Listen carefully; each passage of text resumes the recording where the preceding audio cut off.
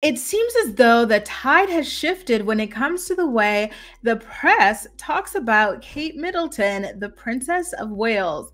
I started noticing the other day that there were a couple of rather negative articles being written about her, which is rather interesting because ever since she came out and said that cancer had been present in her body and that she was undergoing preventative chemotherapy, it seemed as though, she had been handled with kid gloves and people wanted to kind of give her the time and the space to recuperate as they should. But now all of a sudden, the press is starting to make her look a little crazy.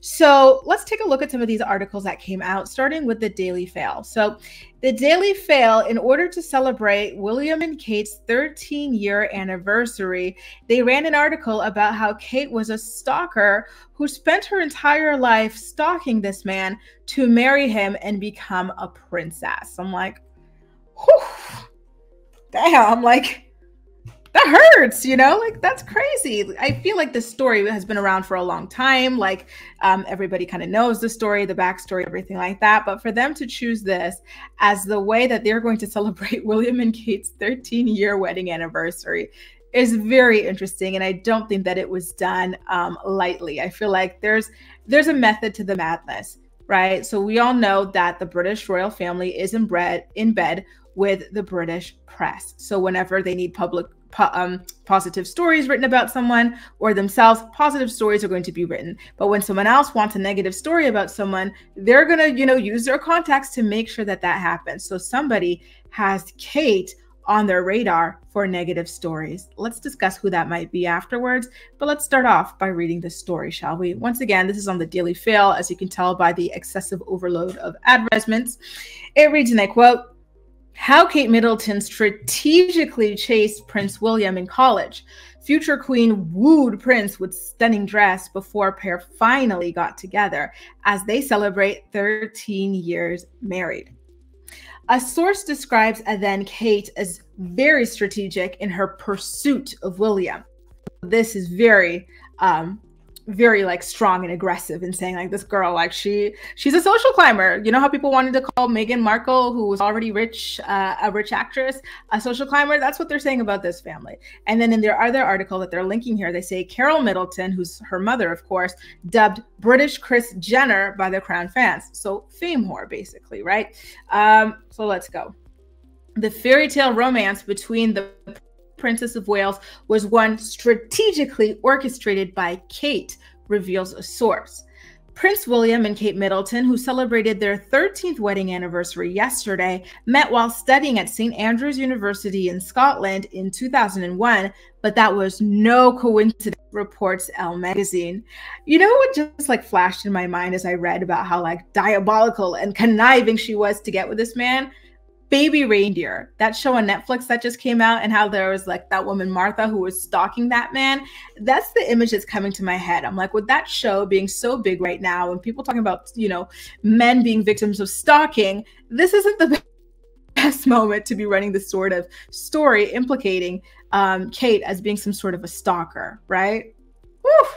What's going on? Who is out to get this girl all of a sudden?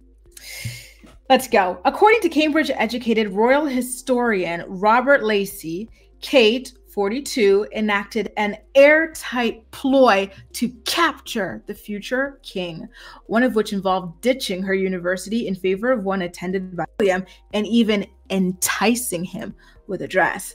So there you go. She said, to hell with my education. I'm going to stalk this man and wear a very revealing dress in order to get my good grips onto him, basically, is what they're saying. In Lacey's 2020 book, Battle of Brothers, William and Harry, the inside story of a family in tumult, he depicted a young Kate as a strategic lady who made sacrifices to get what she wanted. It's interesting how it's like, oh, these are sacrifices she's making to stalk this man, no big deal.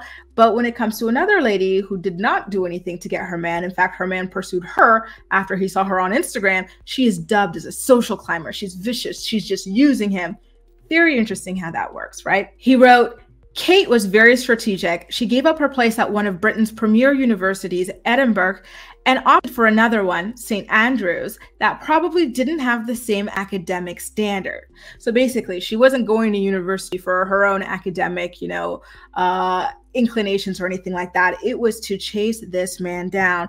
And honestly, I'm not very surprised, just based off the way that she has been in, her public life. She doesn't seem like somebody who really wants to do much of anything other than have the title of being a duchess or a princess or what have you, right?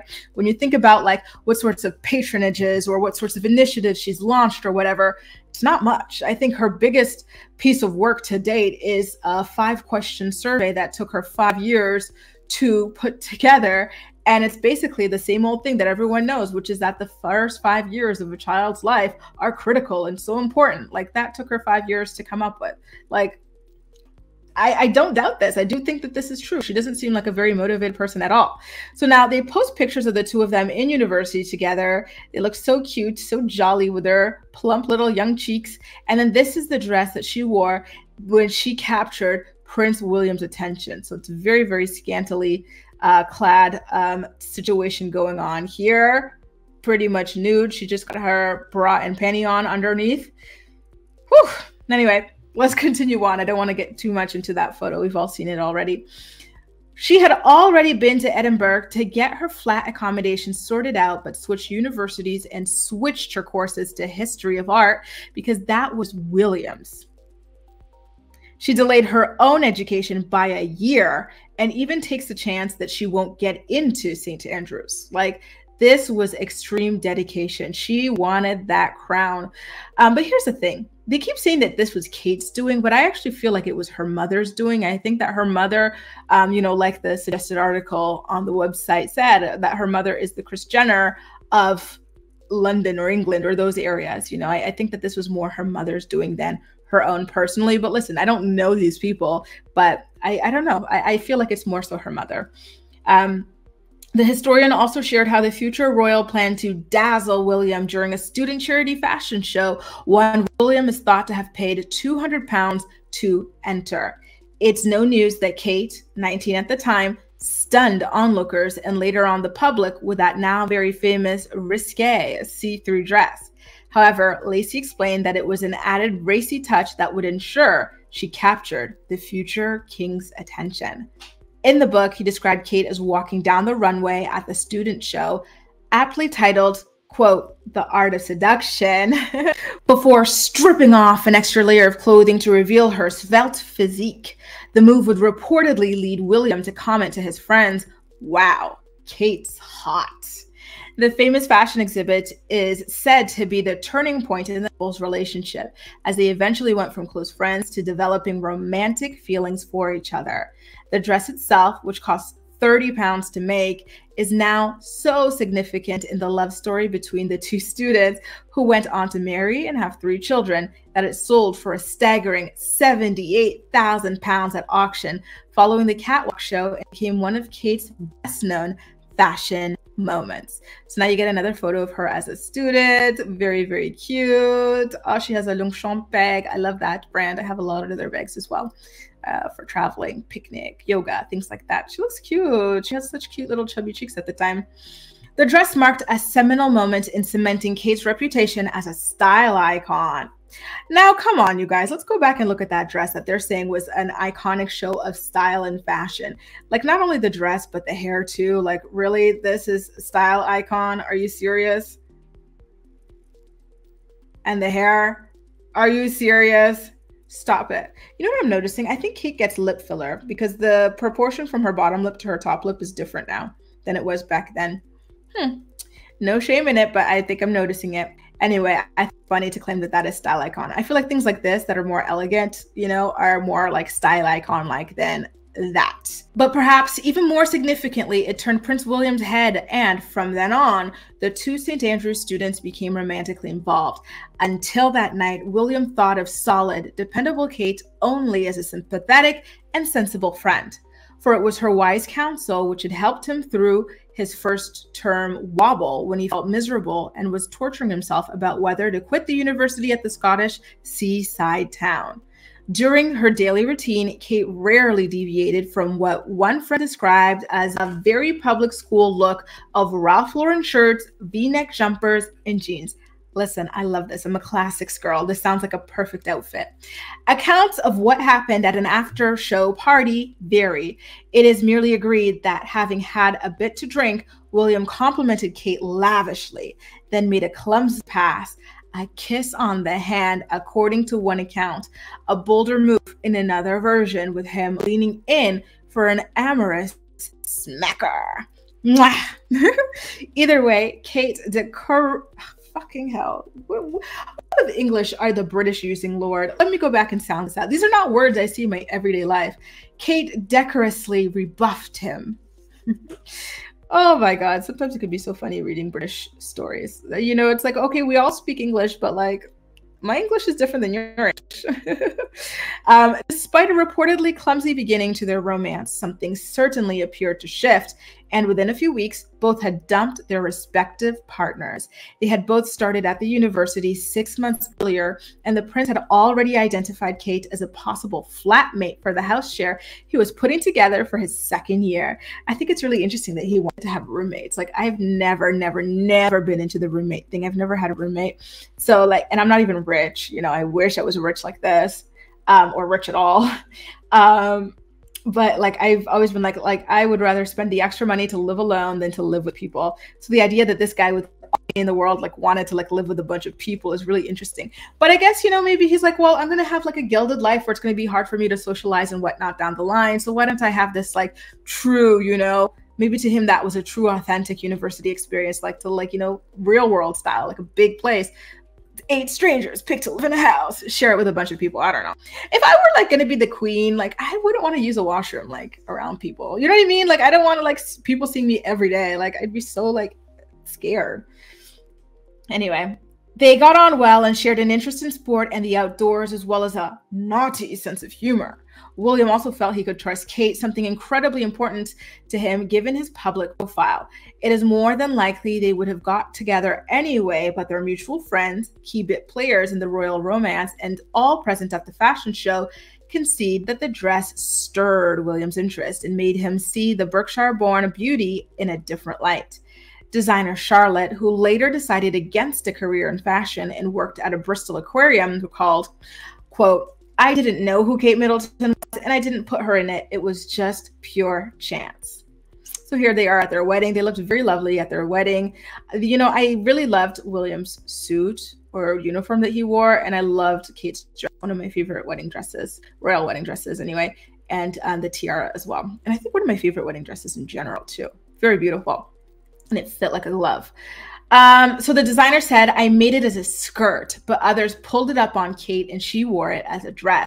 Maybe if it hadn't been see-through, William might not have noticed her." Oh, not the designer shading Kate that William might not have noticed her. Damn, and calling William practically a perv, right? Lord. 4 years afterwards, the dress remained at the back of a wardrobe at Charlotte's mother's home. Charlotte said she realized its significance only when the couple announced their engagement in November 2010. The dress is as a part of fashion history, the moment William could first have fallen in love with Kate, and that makes me really proud, she said. That picture has been used so much over the years. I always wonder whether Kate is embarrassed about it or liked it. Kate had a place at Edinburgh University in 2000, but gave it up and took a gap year in Italy, reapplying to St. Andrews for 2001 after William's place became public. So she took some time, you know, to regroup, come up with some strategies to chase this man down, and then applied to St. Andrews to go at the same time as him. So in Kate, the Future Queen by Mail on Sunday, royal editor Katie Nichol, it claims Kate's mom, Carol Middleton, held a secret summit with William to ask whether he planned to propose to her daughter.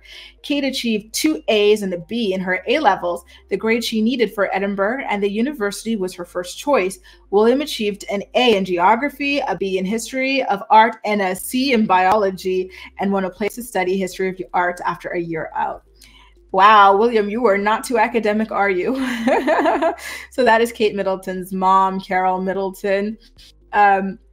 Applications to St. Andrews rose by 44% after the news emerged, meaning Kate's decision was risky as there was no guarantee she would get a place. And that is very true. Like, it goes to show that she really, like, you know, when she wants to, like, she can be a very academic and very ambitious person, right? Like, it's not easy to get these grades. Just ask William. Jasper Selwyn, a careers advisor at Kate's former school, Marlborough College, and house tutor Joan Gall, both confirmed her first choice was Edinburgh.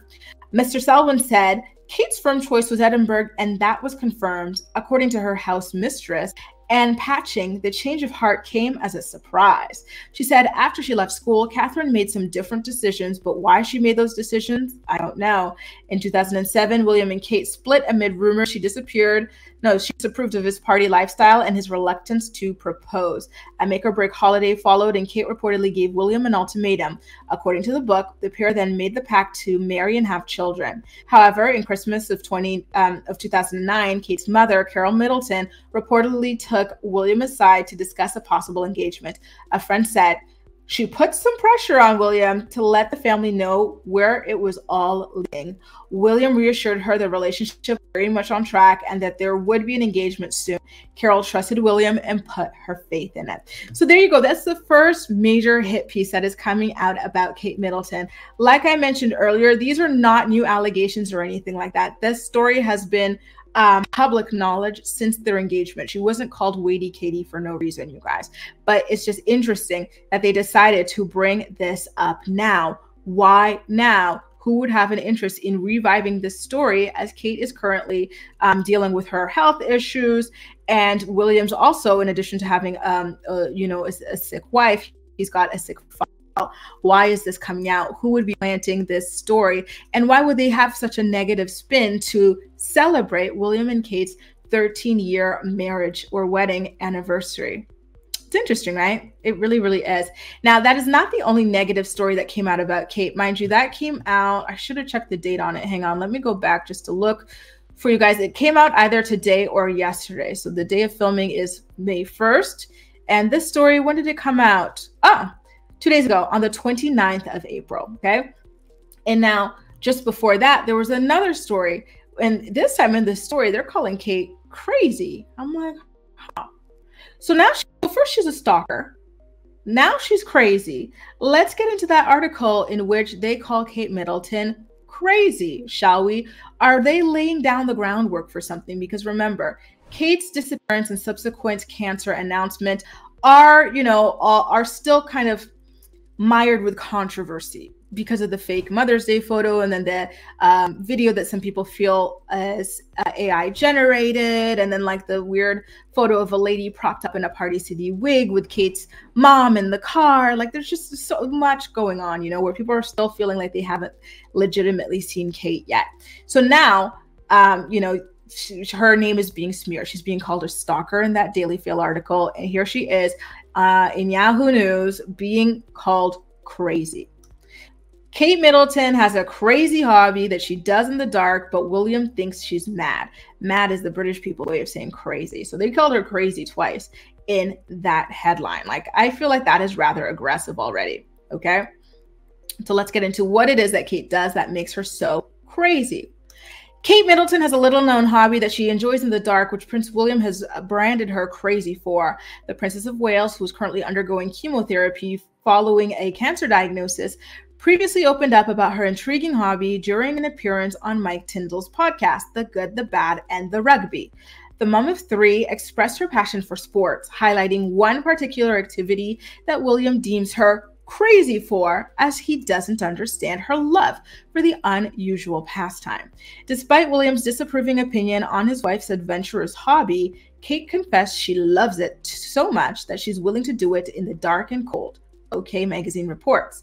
She told Mike, who's been married to Zara Tyndall since 2011, I can always remember being physical, using our bodies, whether it's walking, climbing the Lake District in Scotland, or swimming from a young age. My parents always encouraged us to be physically active and sporty, and they always encouraged us into doing team sports and trying things. She then revealed her love for cold water swimming, which sees Kate take a brisk dip in the great outdoors. Kate gushed, "Cold swimming. The colder, the better. I absolutely love it. Slightly to the point where William's saying, "You're crazy and it's dark and it's raining. I will go and seek out cold water." I love it. The 42-year-old has also earned her stripes as a diver, boasting a Professional Association of Diving Instructors Advanced Open Water Diver qualification, which allows her to explore the underwater world down to 98 feet or 30 meters. Her husband, Prince William, shares underwater enthusiasm and has been a qualified scuba diver for quite some time. He also serves as the president of the British Sub-Aqua Club. A royal spokesperson told The Telegraph, "Diving is something Kate very much enjoys, and William, who is of course president of the BSAC, has said in the past that he is hopeful his children will become interested in the sport." So anyway, they continue on to talk about this diving thing. It's like, okay, this girl likes swimming in the cold, so what? And by the way, she had appeared on this podcast to talk about it a long time ago. So why is it just being brought up all of a sudden now to call her crazy? It's kind of like the stalker story. She had been called a stalker and a social climber, and her mother as well, for a very long time, right? Like this is not news, but they're bringing these stories up all of a sudden to paint her in a certain way.